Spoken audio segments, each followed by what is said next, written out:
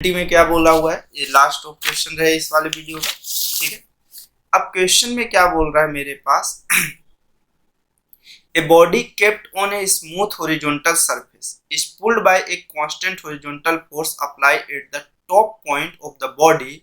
If the body rolls purely on the surface its shape can B.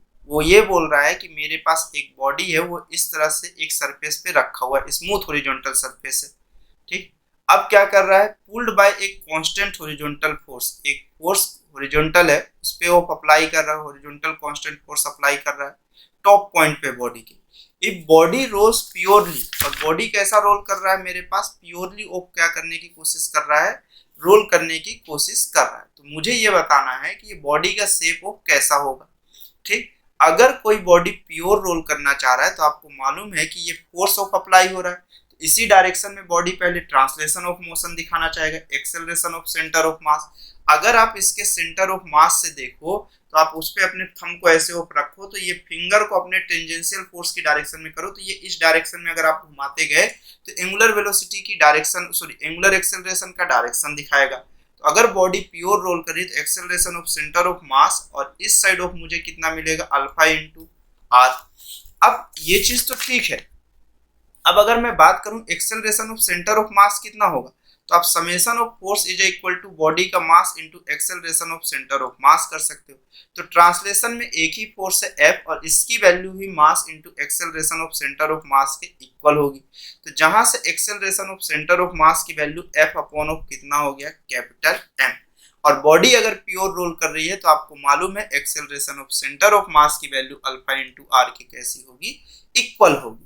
ठीक, अब अगर मैं इस पे टॉर्क की इक्वेशन ऑफ अप्लाई करूं इसके सेंटर ऑफ मास से, क्योंकि मुझे बॉडी का शेप चाहिए तो इनर्शिया मिलनी चाहिए। ठीक, तो अगर इसके सेंटर ऑफ मास से मैं देखने की कोशिश करता हूं, ठीक है, तो समेशन ऑफ टॉर्क की जो वैल्यू है inertia of centre of mass into कितना होगा, अल्फा। तो इस सेंटर ऑफ मास से देखिए आपको एक ही फोर्स अप्लाई हो रहा है जो इसके कैसा है, परपेंडिकुलर में है, F cross of R. Inertia of centre of mass देखना है, क्या देखना है, inertia of centre of mass की वैल्यू कितनी होगी, ये चीज देखना, और उसी से मुझे बॉडी का शेप पता चल जाएगा। इनटू कितना हुआ, अल्फा। ठीक, अब अगर मैं देखूं तो यहां से जो फोर्स की वैल्यू ऑफ है अब यहां से जो फोर्स की वैल्यू है वो कितनी है मेरे पास, अगर देखना चाहूं तो मैं यहां पर से अगर ये फोर्स की वैल्यू अब देखूं तो मेरे पास mass into acceleration of centre of mass है, इनटू कितना हो गया, आर है। और ये कौन सा हुआ, इनर्शिया ऑफ सेंटर ऑफ मास हुआ, और ये वैल्यू ऑफ कितना हुआ, अल्फा। अब अगर मैं चाहूं तो मुझे चाहे जो हो जाए, यहां पर से इस वाली वैल्यू को, ये acceleration of centre of mass की जो वैल्यू है वो किसके इक्वल होनी चाहिए, अल्फा इंटू आर। तो मैं ऐसा क्या करूं कि मुझे ये वैल्यूएशन ऑफ अल्फा की इक्वल हो जाए, या फिर आपको ये चीज थोड़ा कंपैरिजन करने में प्रॉब्लम हो रही है तो आप इसको थोड़ी देर के लिए हटा दो। और एग्जांपल अगर मैं हटा दिया तो मुझे ये चीज समझ में आना स्टार्ट हुई कि जो अल्फा की वैल्यू है वो कितना होना चाहिए, F cross of R upon of inertia of centre of mass के इक्वल होनी चाहिए। कंफर्म, ये चीज ऑफ चली। अब मैं ये कहूं कि मेरे पास ऐसा कौन सा उपाय है कि यहाँ पर वाली इक्वेशन के जैसा ये दिखने लगे, जहां पे अल्फा की वैल्यू कितना हो जाए, acceleration of centre of mass upon कितना हो गया, आर। तो ये आई की वैल्यू मैं कौन सी कंसीडर कर लूं, तो आई ऑफ चाहिए मुझे इनर्शिया ऑफ सेंटर ऑफ मास, ना कि मुझे क्या चाहिए, अल्फा चाहिए। ये तो क्वेश्चन में बोल रहा है कि प्योर रोलिंग है, ये तो मुझे यहाँ से पता ही है, एफ क्रॉस ऑफ आर, और अल्फा की वैल्यू ऑफ कितना हुआ, acceleration of centre of mass, और मेरे पास अपॉन डिनोमिनेटर में कितना हुआ, आर। तो inertia of centre of mass कितना हुआ, F cross of R square, और एक्सेलरेशन ऑफ सेंटर ऑफ मास।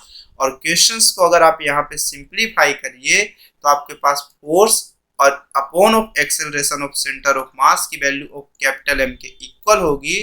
तो inertia of centre of mass force upon acceleration of centre of mass M R square हुआ। तो inertia of centre of mass की value कितनी होगी, M R square. तो inertia of centre of mass अगर M R square है तो body of मेरे पास दो ही हो सकता है, या तो होलो सिलेंडर या तो रिंग। तो आपको देखिए थिन पाइप बोला है, एकदम हो सकता है क्योंकि यही चीज है मेरे पास। आपको अभी मैं बताया ना, होलो सिलेंडर मतलब थिन पाइप कैसा होता है, होलो ही तो होता है। या तो होलो सिलेंडर या तो रिंग। तो यूनिफॉर्म सिलेंडर, ना सिलेंडर तो सॉलिड हो गया, वो डिस्क का हो गया, तो डिस्क की इनर्शिया कितनी होती है, half M R square. Uniform sphere बिल्कुल नहीं, क्योंकि 2/5 एम आर स्क्वायर होता है। थिन स्पेरिकल सेल बिल्कुल नहीं, मतलब सिर्फ एक ऑप्शन बचता है, तो 70 का ऑप्शन नंबर कौन सा करेक्ट है, ये वाला करेक्ट है। ठीक, तो आई होप आपको यहाँ तक समझा होगा। आप इसे थोड़ा आराम से सुनो, आराम से प्रैक्टिस करो, बार बार करो, डेली होप देखते हुए। एक क्वेश्चन लो, पहले क्वेश्चन को देखो, आप अपनी अप्रोच अप्लाई करो, फिर कंपेयर करके मेरे वाले से आप सॉल्यूशन देखो। अगर आपसे वो सही है अप्रोचेस, तो आप आगे कंटिन्यू कर सकते हो। ठीक है, फिर अगर कुछ गड़बड़ है तो आप उसको देखो। ठीक, ओके।